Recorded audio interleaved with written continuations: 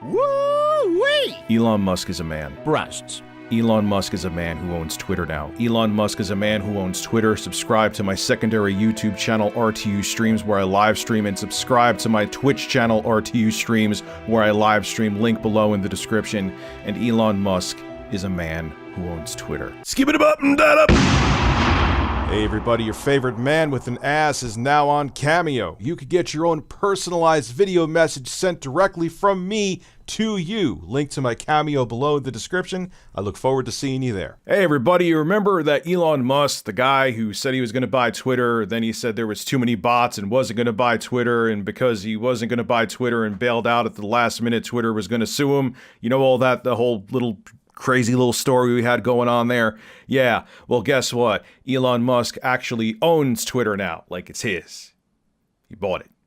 It actually happened. So the former Tesla CEO actually completed the $44 billion deal to take over the company, and he's already fired the company's CEO, CFO, and its head of legal policy, trust, and safety, and its general counsel. Now, according to Bloomberg, Musk completed the deal for about $54.20 per share, which totals out to about $44 billion.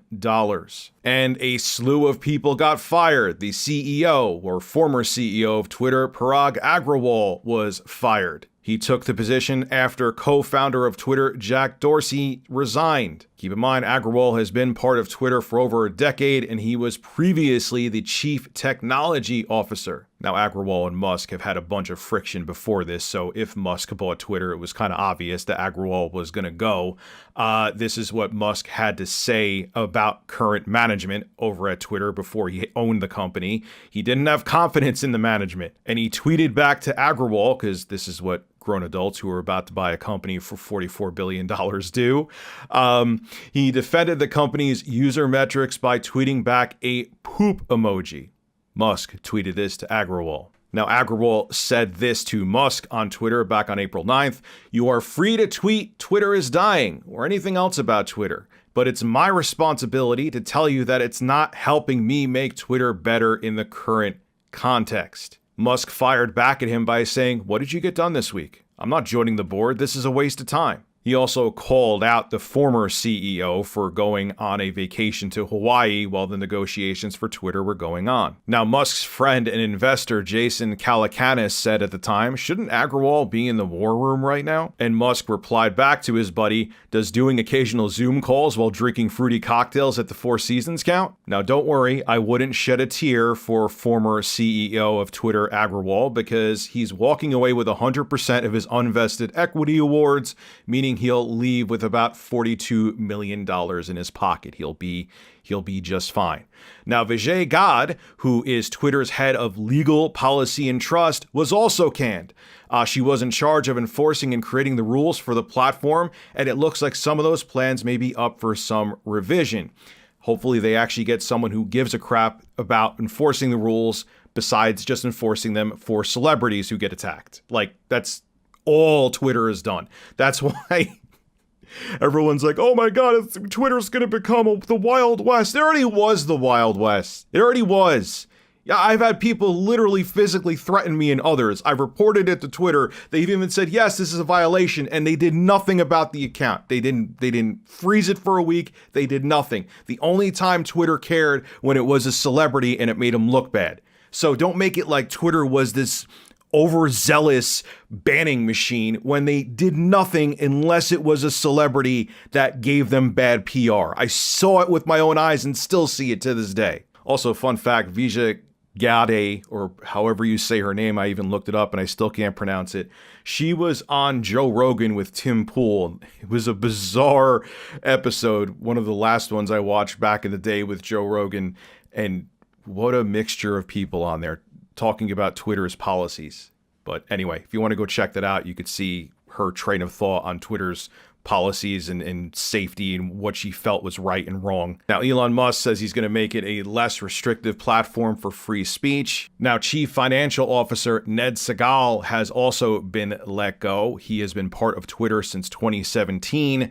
And General Counsel Sean Edgett is also gone. He has been part of the company since 2012. And here is a big banger.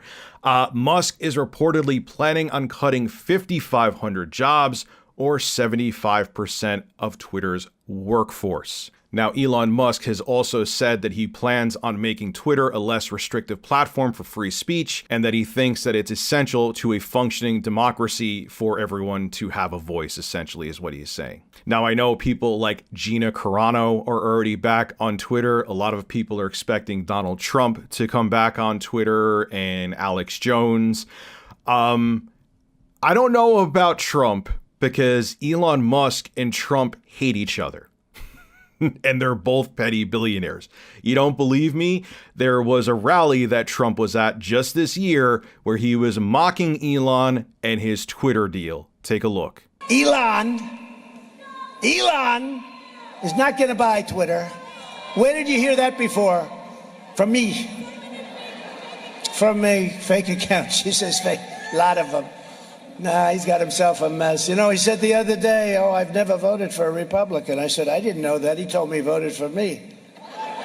So he's another shit artist, but he's not going to be buying it. He's not going to be buying it. So I don't know what'll happen with Trump. Now, Elon Musk may put his hatred of Trump aside and be like, this is good for business to have him back on there. And I am sure Trump would come back in a second because he knows that Twitter was where people loved him to be, and people who hated him followed him, people who loved Trump followed him. He would come back. But you want to know something?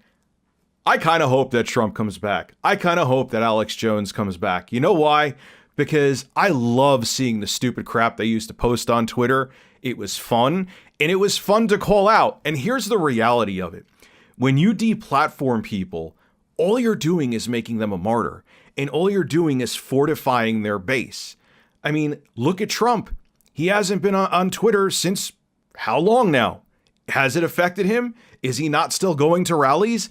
Is there not still a diehard base of Trump supporters in the United States? Yes, there is. Him being off of Twitter stopped absolutely nothing. Same with Alex Jones. Yeah, it hurt how many people view his videos. He admitted this himself, and it did cut down on traffic. But the people who were still diehard fans, it actually fortified that base, and he still got more than enough support.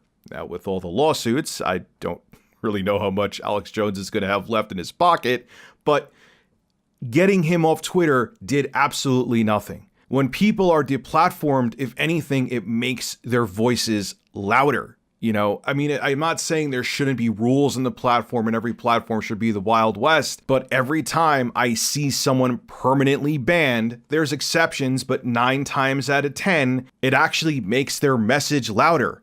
And if anything, keeping them on the platform allows people like me and others to criticize them when even if they aren't on the platforms, they're going to have a megaphone to their voices anyway. And if anything, deplatforming them makes their voices even louder. It's better off having them on the platforms so they could be subject to criticism and be on a public platform subject to criticism instead of just trying to sweep them under the rug, which fails anyway, and their message still gets across.